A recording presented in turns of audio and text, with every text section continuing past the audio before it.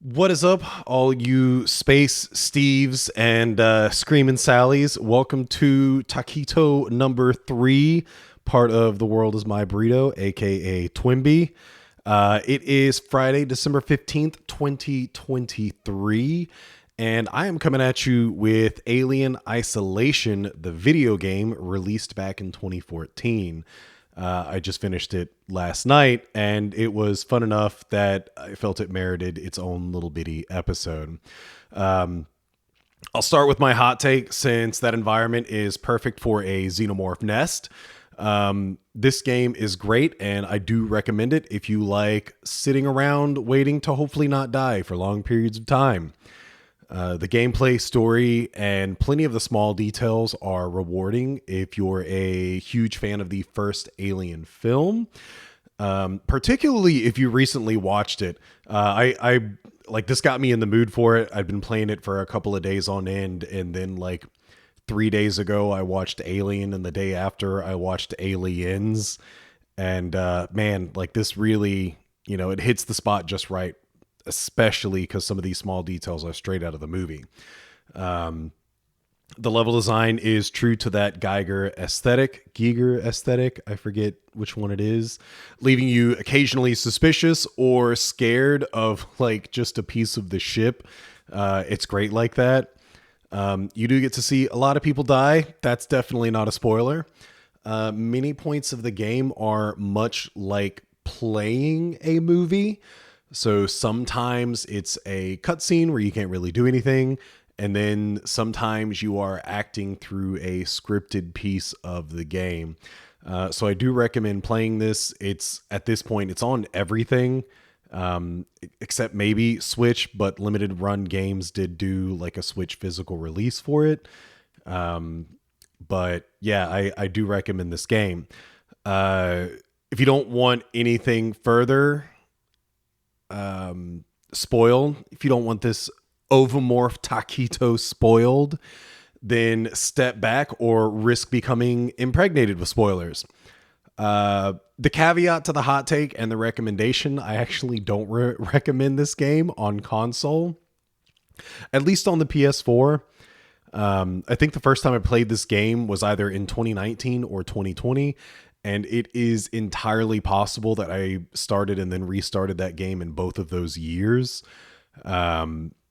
Because try as I might, I could not get over the absurd load times in the game. It's kind of like teleporting to Skellige in Witcher 3, if you've ever played that, where it's just like you start teleporting and you just go like make dinner, and then by the time you come back, maybe you're in Skellige, maybe you're still on the loading screen. As a beginner to this type of game to this game and this type of gameplay, the only way that I felt that you could learn how things work usually results in death. Like the weapons, the items, you're just trying stuff out. And again, that usually results in dying or just a huge waste of materials if you do survive by trying a bunch of stuff. So like what I ended up doing was I did my best not to die, which resulted in me not testing as much, meaning I'm not learning how items work, which also resulted in me not having as good of a time with these. Like, I swear to God, sometimes it would be like a minute and a half, 2 minutes. And you could literally have just saved, be in the exact same room and then die. And then like a minute and a half and you have to wait to reenact that same thing. So that got kind of rough. But fast forward to earlier this year, I buy it on a Steam sale because I'm just feeling frisky, and I played it on my MacBook. The load times are real good, so I'm very motivated to continue playing. I started it on easy this time just to at least reach and surpass where I was on the PS4, which might have taken like a single night. It is crazy how much time was cut out with these friggin' load times. I got a little further than where I was before and then went back to medium difficulty and then beat it in 41.7 hours. I did a lot of hiding, a lot. Initially, because I was terrified, I did end up like reaching a point where I think by the second time that I played it this year, I was like, I'm just going to play it during the daytime, initially, because I'm terrified of it. And then I did a lot of hiding just to kind of see how the mechanics worked. Honestly, there was a constant ebb and flow between confidently walking around and then hiding. I think certain things kind of change as the game progresses. So that is sort of why it's this ebb and flow. It's never consistently one or the other. Howtobeat.com lists the average straight playthrough at 18 and a half hours, with the 100% completion at 34 hours. Also, I think some of the issues came down to like terrible use of resources, in that I barely used any resources in the game because I didn't know when I would get more. So I was absurdly conservative to my own detriment. So I'm not really going to do like a specific separation of likes and dislikes because I kind of feel like it's all meshed together. So just my thoughts on different parts of the game. The controls, I used a PS4 controller on my MacBook. Interacting with things is a crapshoot. Sometimes you can turn on a radio that's 6 feet away, and sometimes you cannot crawl through a like waist high vent. And that was only in like one specific area where when you crouch, it's above you, but when you stand, it's obviously beneath you. And like there's this just one area of the game where I could not get into a unique vent. It wasn't anywhere else in the game. And that's like an odd issue to have. Like you have to be looking at the exact right spot from the right distance to be able to interact with it. And this is unfortunately something that is necessary in the game to go from A to B. I wasn't a huge fan of the absolute precision that was necessary to hide in lockers and cubbies. And I know that on like the last playthrough that I did on the PS4, that was kind of one of the reasons I stopped playing, was like running up to a locker away from one of the working Joes, and like slamming on the X button and then not being able to get into the locker because I wasn't looking at exactly the right point of the locker. I feel like that's something that could have been opened up a little bit. That goes with a lot of the items in the game, where it's like you have to look exactly at the item. You can't look next to the item to actually like pick things up. And also like it's a little shifty when you're opening things, because when you open something, you can kind of look around, but you can never leave. So whether you're scavenging a body or looking in a bin, you can't turn away to close it. And I kind of wish they did that. And like if you take all and it actually does take everything, then it auto closes the like pillaging menu. But then if it doesn't take everything, it leaves it open and then you have to back out. And like the O button that I use to back out also opens up your item menu. So there are points when I'm like just running and gunning trying to take something, and I accidentally open up the item menu and like switch items. So then in the next situation, like I usually try to set up an item intentionally, like the flamethrower or a gun or like a noisemaker or something, where it's like, okay, I've already got this ready to go, but then I accidentally switch because I accidentally opened that menu. I feel like that could have been a little bit better. It feels like it's kind of in between BioShock 1 and 2, where like BioShock 1 is really clunky, and I feel like BioShock 2 is absurdly fluid. Like it's so easy to switch through two entirely different menus on a controller.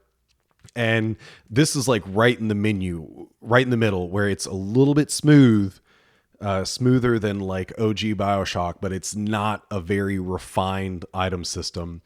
And it doesn't help that the menu itself expands as you get items, so things aren't in exactly the same spot every time.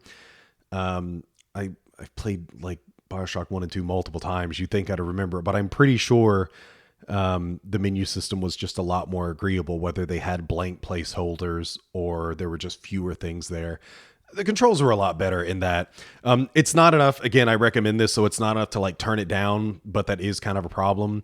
There's some weirdness going from crouch to running, which I think is a common issue in some video games. Across video games as a whole, like you can't always go into a sprint. And for a game that's like horror and survival, I feel like going from crouching into a sprint would be a very expected and planned kind of control. So that's a thing, but overall, it feels it feels good enough to play through the entire game. There are many points which you will die because of the controls, and it's like, okay, stop. There's actually one area where I went out of my way. I think I died like 5 or 6 times in this one scenario intentionally because I was like, I need to figure out how certain things work, how I can attract enemies to different areas. And how quickly I can, kill enemies if I need to.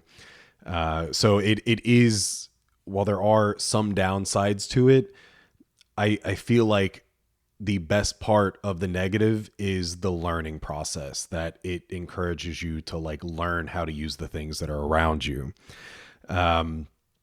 Hiding is crazy. Like, it's got its pros and its cons. The hiding is obviously the thing that it's like, the game's built around. And it's kind of hilarious at the goods and the bads. I feel like of everything in the game, the Xenomorph has the worst vision, and then maybe like regular people after that. The working Joes have insane vision. If you're not leaning to peek out, if you like slightly peek out of something and there's a working Joe looking in your general direction from like 50 feet away, they somehow spot you. But it's not the same with everything in the game. And like the working Joe just kind of seems to know where you are after that point, where like maybe if the Xenomorph sees you and then you immediately hide inside of a locker, or a person sees you and you immediately hide in a locker, they'll pass you.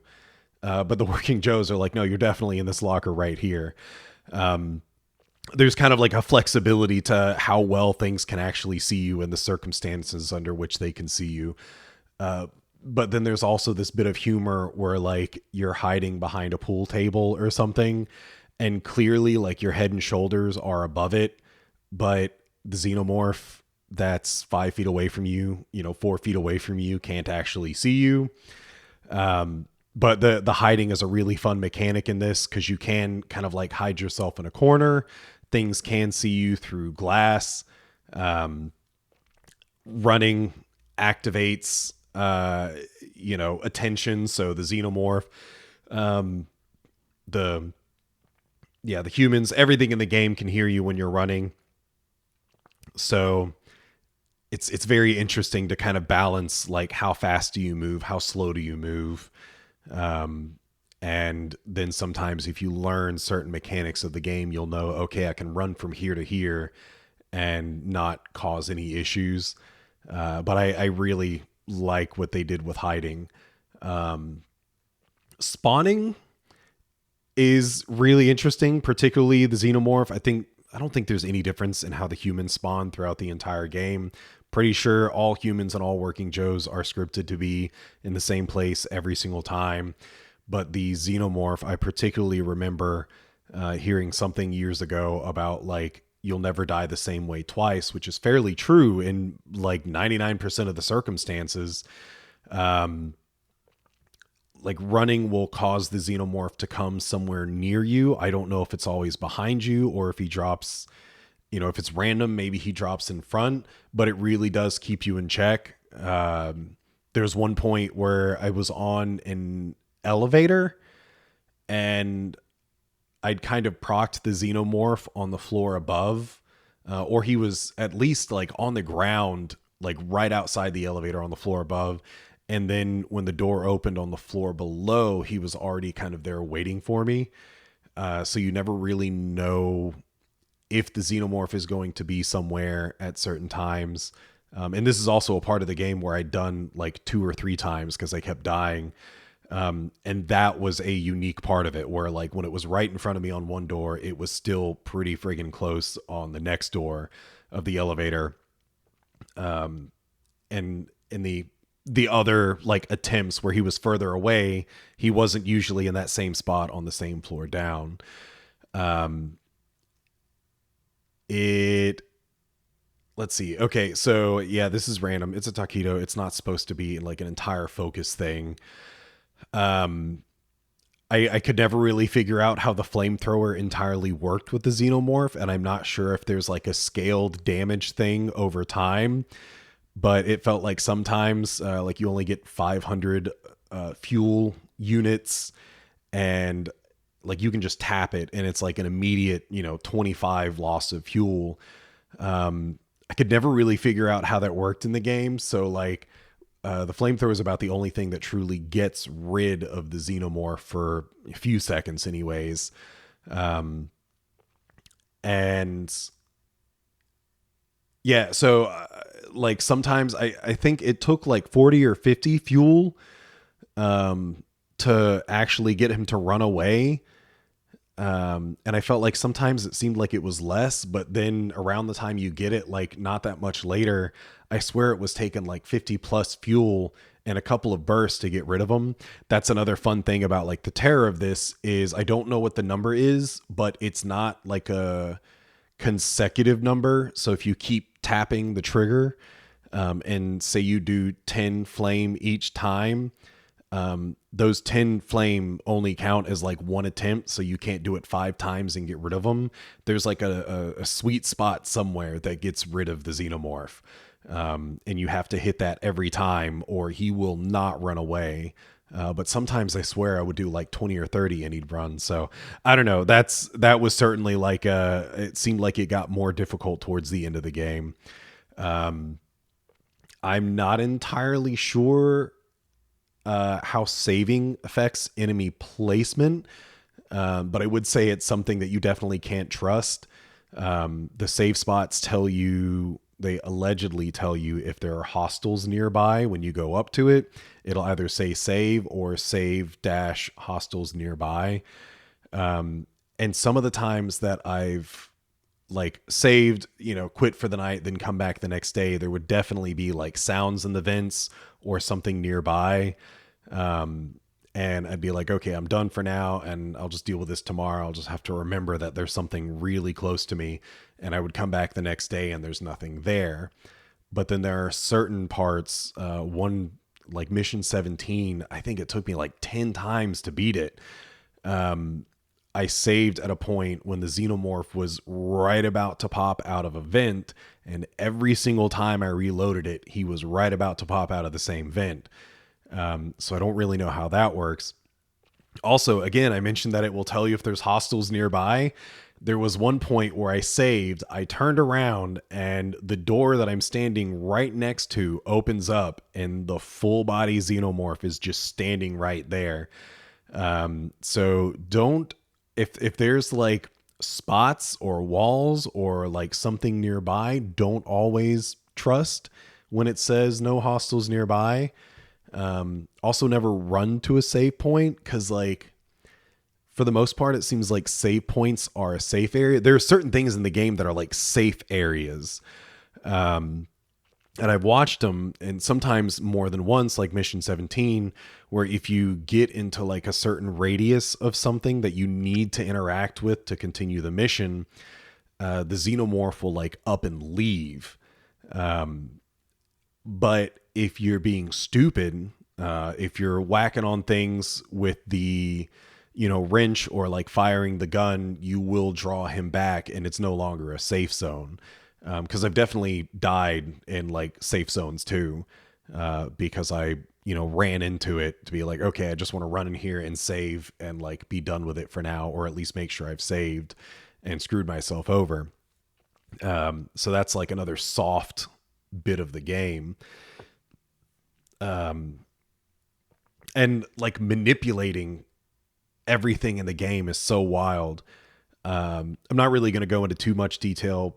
If you've played the game, you already know some of this, but like you can hit a wrench and it will draw the xenomorph to that general area. There are items that explicitly make noise or smoke or light or something. You can fire a gun to draw something to a general area. So it's very interesting at how you can kind of manipulate things in the game.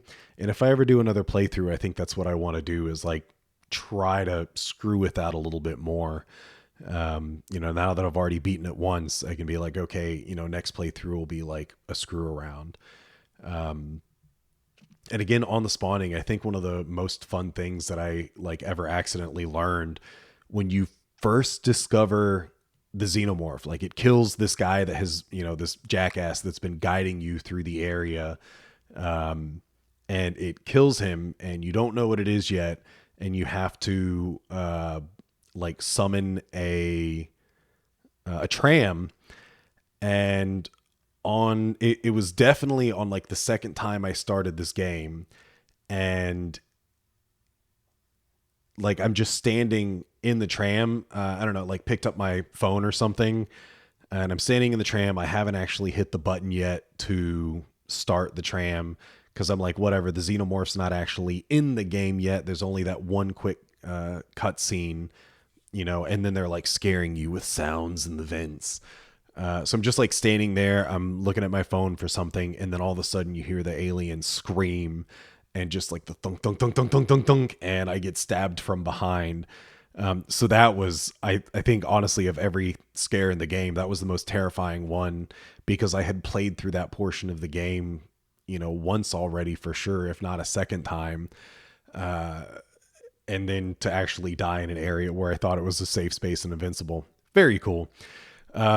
So the biggest opinionated thoughts, and this is where it's the real middling ground of hit or miss. Foley, like sound as a whole, but starting with Foley, the game has amazing, terrifying sound. Like when the alien's wandering around in the vents, there's this hollow thunking to the noise that it makes. And then when it's on the ground, I mean, you can hear it from like 30 feet away, thunking around areas. And it's kind of hard. There's so many enclosed spaces that you never really know how near or far it is at first because of how loud those thunks are. There's generally like a trigger sound when it goes in or out of something, but a lot of these noises, a lot of the triggers to let you know if something is happening or not happening, can be affected by the distance. So like he can totally go up into vents and you'll never hear it. Or maybe you did hear that it went up into a vent because there's a particular sound and then it comes back down. And if there's other Foley, if there's other sounds going on in the game, then like you might not know that he actually popped back out of a vent. I died several times. So like, okay, he's in the vents. So now I know is a good time to move. Like it's great how even that can be kind of deceitful depending on where you are in the game. However, the caveat to the sound in the game is, I mentioned that sometimes it can be like playing a movie. Well, sometimes they will just be playing music to kind of amplify the effect of what's happening. And like one side, I think that's really cool. I think that's a neat addition, because it genuinely does feel like you are playing through an alien movie that does not exist on film, on screen. But it gets so oppressive sometimes that you cannot hear anything. Like there are a couple of points where, especially at the end, there was one entire like 40-second log that I could not hear. And it was audio only, so you couldn't read it on a computer. But like a 40-second log that I never heard a single word the guy said because of just the music that was playing at the time. And that's a little bit of a letdown. I had turned the volume down of like the music earlier on in this particular playthrough, but that was like a huge imbalance, towards the end of the game, was like not being able to hear things and just the music getting so loud. I don't know. Like I can't say that removing it would be a benefit because again, there is something about it that is like, I'm literally playing an alien movie. There is a charm to it, but it does have its own kind of downside as well. Um, and so another within sound, no longer like Foley or like orchestrated music, it's very confusing at what sounds do what, like what sounds actually cause a trigger. There is this like upsetting feeling when you go in and out of a locker because it makes so much noise. They go out of your way where it's like when you open or close, it's like the, a film ridiculous opening sound and like a slamming closed. But I don't think either of those register to anything in the game. I think you're the only thing that can hear them, because there were several points where I would open a locker directly behind someone, a human, and they wouldn't hear me. And I could just walk up and whack them on the back of the head. And I'm like, this doesn't make any sense. That is an insanely loud sound, particularly when reading. And I think this is something that I never figured out before, and then just conveniently didn't do on this playthrough. But I remember reading maybe like a week and a half ago, after I'd picked this up again, that the scanner that, the area scanner that lets you know if there's motion near you, if you have that up while you're hiding, that the things outside of where you are can hear you, or can hear that. And that's a very cool, like, I think that's a very smart thing to put in the game. But when combined with the fact that it seems like nothing can hear the lockers, even though you are literally slamming them, seems like kind of a missed opportunity of like adding to the fear. I don't know if that changes with difficulty. Again, I just did this on medium. Um, but I did feel like that was kind of an odd thing, because there's so much of this game that is explicitly based on like, subterfuge. Like I'm gonna throw a noisemaker over here, or I'm gonna whack something with my wrench, or fire off a gun and then go to another area. And like in mission 17 in particular, the alien was like so on top of me, that I just felt like I couldn't move anywhere. So I was very much using like noisemakers and other things in that particular level. So, it is a very big deal of a mechanic, and just kind of miss out on the opening and closing of things. Running causes sound, so you can draw something to you. Like everything you do, even in most spots, like lightly using a flamethrower can be something that at least somewhat triggers the xenomorph. I think, like, he won't come on top of you, but he might appear like a little bit further away whenever you use the flamethrower, because it's still making some type of a noise. Anyway, sound is like the biggest, hit or miss. It's sound is a mechanic. There is Foley. I think the actual like Foley overall is great. It really is just the orchestrated stuff that can be problematic. One of the other things that it's just kind of a very extremely small point. I think it's very funny that in the first time you get like the epic reveal of the alien, with it coming headfirst out of the vent, the ceiling vent, and then like kind of rolling its body up and landing on the floor on its feet. Well, it stands on a desk. Yeah, I think you can kind of barely see it when you come out, that it's like standing on a desk and then gets off and goes away. But throughout the rest of the game, it can never stand on top of anything. It can never be on something. It can only go through like specific floor routes, essentially the same thing you can go on, which kind of like a testament to the hiding. If it sees you go into a vent, it can come into a vent as well. So anywhere you can go, it can go. It's great. I love that the ending is very ambiguous. You don't know what happens. You don't know if you have a chest burster inside of you. You don't know if you're going to get saved, or if you're just lost in space and going to die out there. I really appreciate that.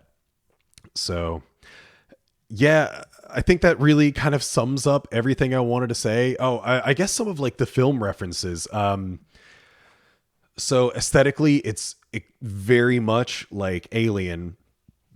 The game takes place, I think it's supposed to be like 16 years after the events of the Nostromo.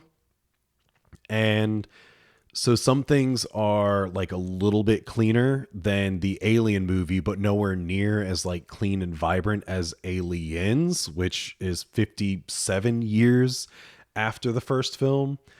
Uh, so I like that it's not exactly like being on the Nostromo or like, being in wherever you were in Aliens. Um, there's definitely a little bit of a modernization, but it's not entirely uh, like cassette futurism. The working Joes, I think, are probably one of the single like smartest things done in the game. Because, like I said, I just watched the movie. There's a really weird part in the first movie where the android, like it's in the very beginning when the android has to watch everyone leave and maintain communications and stuff like that, where he does this weird like running motion for like no reason whatsoever. There's never an explanation. It only happens the one time. But yeah, Ian Holm is Ash. Um, it's just weird. Well, the working Joes will do that in this game. They'll just randomly do this like running in place thing. And at first I was like, what the hell is going on here? And then I watched the movie and it's like, oh snap, what a like crazy, I don't know, like 3-5 second callback to the first film. Uh the the models of the working Joes in here, they're extremely bland. And in the Alien film, when they burn Ash's body and face, um, the working Joes look like they are modeled after what was underneath Ash's humanoid face. So just like a blank white bland aesthetic, which I thought was also like really cool. Again, if you're a really big fan of the Alien movie, this is mostly a callback to that. There is like a hive in the game, which is leans a little bit more towards Aliens. And honestly, that might be the most terrifying part of the game because you don't always know. There are no more like triggers for where the aliens can come from. I there's only like one area of that entire section that I even saw where the aliens could come from, but other than that, I had no idea. So it's like, can they just like come out of the walls, come out of the floors? Like, I have no idea. There's no more vents. There's nothing. There's nothing that I can hard assign to, an entrance or an exit for the xenomorph. So that was a terrifying level because you just have no idea. Anyways, yeah, it's extremely rewarding if you watch the first film and then maybe go right to this, or kind of like I did, play like 2-3 hours of it and then watch the original movie and then come back to it. A lot of things will start standing out more because like the very beginning of it kind of doesn't matter. It's honestly more of the references seem to be like as you get deeper into the game. Anyways, yeah, that's probably enough. It's great. Go play it if you want to be scared shitless. You can do what I do. Like start the game like the first time or two or three playing during the daytime and then kind of work your way. I think it was like the second or third day where I started playing in the day and I played into the nighttime. And from that point on, it was a lot less creepy to play in the dark of the entertainment room. So yeah, Alien Isolation, man, go check it out. It's a lot of fun. 9 years old. I feel like I really slept on that. But PC or Mac, I would recommend that route unless you have a lot of patience. I have personally met one person who said they did not mind the load times, but for me, and especially if the only way to learn is by dying, I do not want dying to be a chore in and of itself. I want to get back to life so I can try some other dumb stuff to see how this game works since it's not spelled out for you.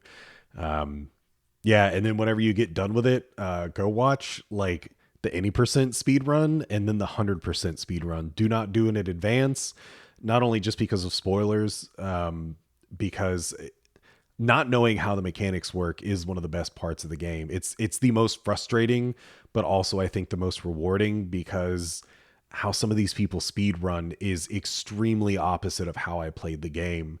And I think the game can be played in very different ways. Like if you're throwing out things to, shift the enemy's attention versus like what I did, which was a lot of hiding and then waiting for them to leave and then going on to my thing. So you can play the game in very different ways and then watch the speed runs and just be like, what the fuck is this, man? Like, this is stupid. Yeah. So anyways, Corey T, Twinbee number, or Taquito number 3. If you want to contact me, social media, twinbeepodcast@gmail.com. Email, or that's my Gmail, but social media, Twinbee Podcast, anywhere.